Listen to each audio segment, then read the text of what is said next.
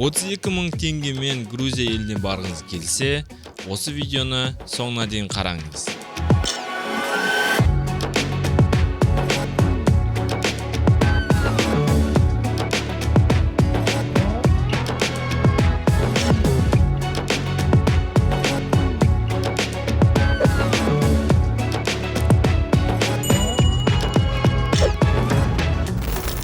Атырау қаласынан Грузияның Кутаиси қаласына $32.000 теңгемен ұшып баруға болатынын білесіз бе? Flyers-тан сайтынан не Каспийден осындай билетті алсаңыз болады. Ұшу уақыты 2 сағат. Мен дәл осылай Грузия еліне келген болатынмын. Аллаға шүкір, 1 сағат 20 минуттың ішінде біздер келдік. Қазір Кутаисидің аэропортындамыз. Келген бойда осы жерден сим-карта алып алыңыздар және автобусқа билет аласыңыздар болады. Автобусқа осы жерден емес, сырттан да алсаңыздар болады. Сим-картаны осы жақтан безілмейді және ең жақсысы осы жерден алсаңыз болады. Осы жерден ұшып келген кезде обмен жасап алуға болады, бірақ барлық ақшаны ауыстырмаңыздар, себебі бұл жақта курс өте төмендеу, сондықтан қалада ауыстырған жақсы болады. Өзіңізге керекті алтын долларыңызды айырбастап алсаңыздар, сол жеткілікті болады. Мен ол жолы сразу автобусқа билет алып, Грузия аралауға кетіп қалдым. Батумидан бастап Тбилиси, Казбеги, Боржомиді аралап шықтым. Сол барған жерлерім туралы каналда дайын видеолар бар. Қарап жіберіңіздер. Соңғы барған қала Боржоми. Сол Боржомиден автобуспен Кутаиси қаласына келген болатынмын. Кутаиси қаласына Алла бұйырса осы Боржомидан шығамыз. Алла болса осы автовокзалдан келіп сұраңыздар. Боржомидан Кутаисиға баратын болсаңыздар, өзінің уақыттар бар. Таңертең жүретін уақыт және 11-де және 12:30 ба сол шамаларда. Және біз қазір күтіп отырған 4-ке 20 қалғанда қозғалады. Билет бағасы 15 лари. Өте арзан деп ойлаймын, бір қаладан бір қалаға дейін. Сондықтан дәл осы мен сияқты осы маршрутпен жүретін болсаңыздар, ертерек келіп осыдан сұрап алыңыздар, қай уақыт сізге ыңғайлы. Сол уақыт бойынша Боржомидан Кутаисиға дейін жетіп алсаңыздар болады. Боржомидан Кутаисиға дейін жол теп-тегіс. Шопыр да Шумахерге жақындығы барау зулатып әкелді. Аман-есен жеттік әйтеуір.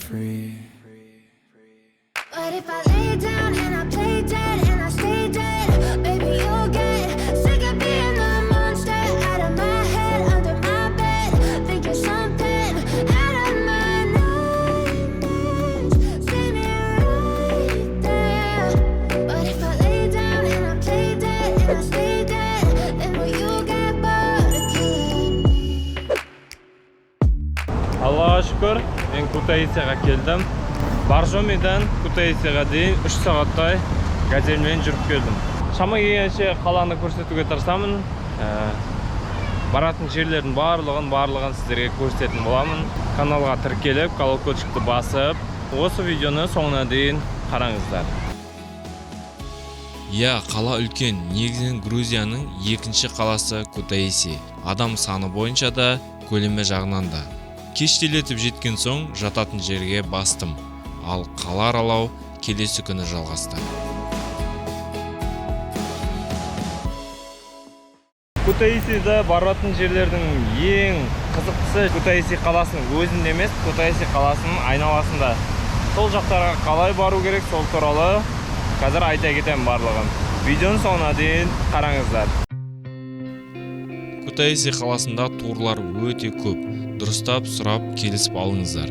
Мысалға, Прометей үңгірі, Мартвель каньоны, Акаци үшеуіне бару үшін шамамен 100 лари шамасында ақша кетеді. Ол теңгемен 17.500 теңге. Және барған жерге кіру құны бар, қайыққа мінуі бар, су, тамақ деген сияқтыларға ақша керек болады тағы да. Соны да ойлап қойыңыз.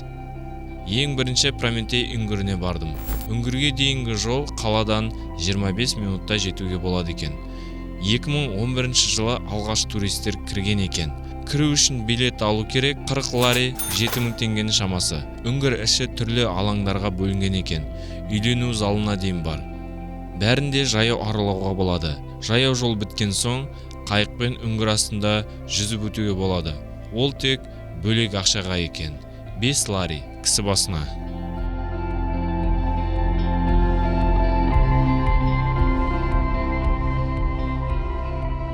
Мартвели каньоны. Осындай жерден кіру билетін аламыз. 19 лари кіру құны және қайық жалдау 15 лари. Осындай шағын паркпен төмен түсіп, қайыққа отырғызу жеріне жетеміз. Суы салқындау, көрінісі осындай.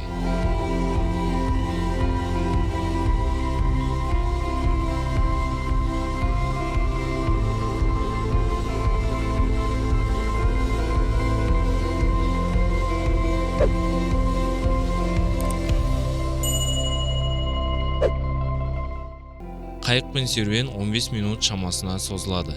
Біткен соң дәл қасында паркке барып, сарқырама қарауға болады. Және осындай шағын көпірлермен каньонның екінші жағына өтуге болады екен.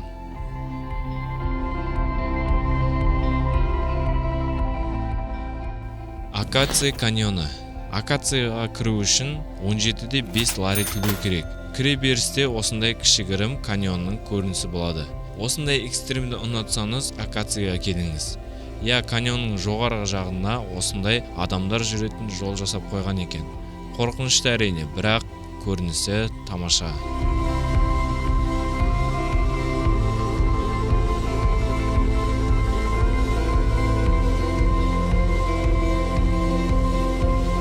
Ең шетінде фотоға түсу алаңы бар. Естелікке Инстаграмға нағыз фотоға түсетін жер айтпақшы. Инстаграм демекші, менің де Инстаграмыма тіркеліп қойыңыздар. Тур бітті, енді қала аралау. Грузияда шөлдесеңіз не ішу керек екенін білесіз бе? Шөлдесеңіз осындай лимонад ішіңіздер.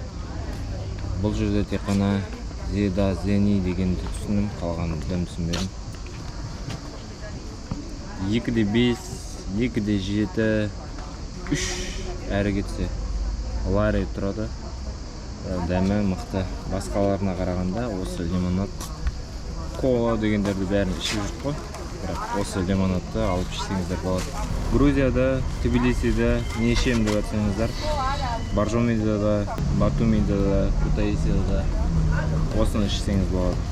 Дәл қазір Кутаисидің орталық базарындамын. Зеленый базар деп аталады, яғни жасыл базар. Қараңыз, базардың сыртында қалай болып тұр. Қандай әдемі, я? Базар сияқты емес, бір музей сияқты. Бірақ ішіне кірсе, іші кәдімгідей базар. Енді біз қазақпыз ғой, қалай базарламай кетеміз. Туысқандары бар, таныстар бар, соларға бір Грузиядан естелік ретінде алып бару үшін осы базарға келдік. Бұл базардың орналасқан жері өте мықты. Біз жатқан қонақ үйдің дәл қасында, яғни орталықта. Базар аралау деген үлкен шаруа түсінген адамға. Не керектің бәрі бар бұл базарда. Жалпы базар туралы керек болса, бөлек видео жасаймын. Керек деп комментарияға жазсаңыз болды. Осы базардан шыққан бойда мынадай керемет муралды көзім шалды. Кутаисидің тағы да бір өзінің бір ерекшелігі осы үй.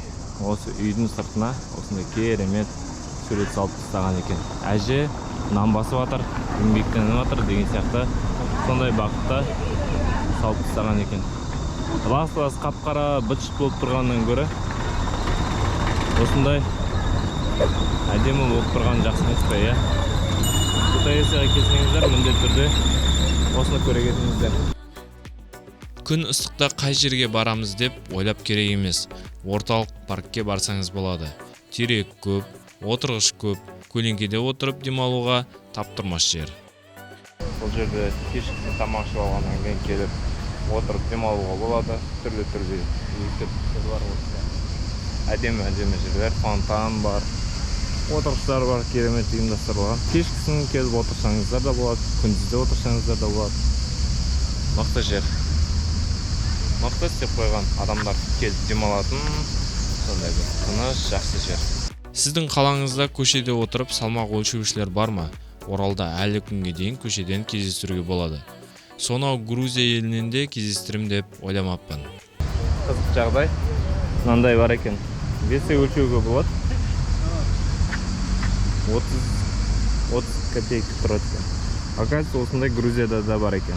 Кутаисида не көп, мост көп. Енді қазір сіздерге ең топ, мықты әдемі деген мосттарды көрсететін боламын.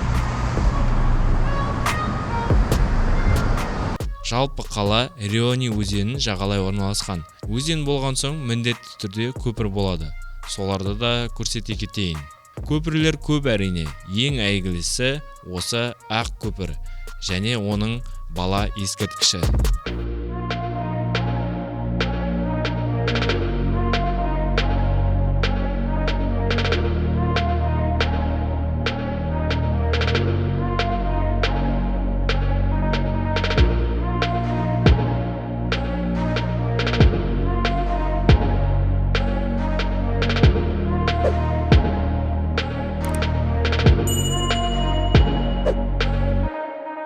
Грузияда жалпы байқағаным осындай таблолар көп, автобустар арналған. Қай автобус нешеде келетіні барлығы көрінген. Ол тек қана осы Кутаиси қаласында ғана емес, ол бүкіл Грузияда солай, Батумида да солай болды, Тбилисиде да солай болды. Өте жақсы ұйымдастырылған. Және мынандай карталары бар. Осындай карталарға қарап, қай жерден қай жаққа баруға болады деген сияқты қарап алуға болады. Бұл керек болмаса, сіздер соттыңыздан Google-ден де Кутаисидің картасын тауып алсаңыз болады. Бірақ ана табло, қай автобус, қанша минуттан кейін келетіні көрсететіні өте ыңғайлы және өте мықты. Автобуста, таксиде жақсы дамыған Грузияда. Тіпті көшедегі таксилердің өзі келіссең, басқа қалаларға да жүріп кетуге дайын ғой. Сондай таксилердің бірімен әуежайға дейін жетіп алдым. Кутаиси қаласы өте жақсы, ұнады, керемет әсер қалдырды, бірақ елге қайту керек. Сондықтан сөз соңында айтайын дегенім, Кутаиси жақсы әрине, бірақ өзіміздің Қазақстанға жетпейді.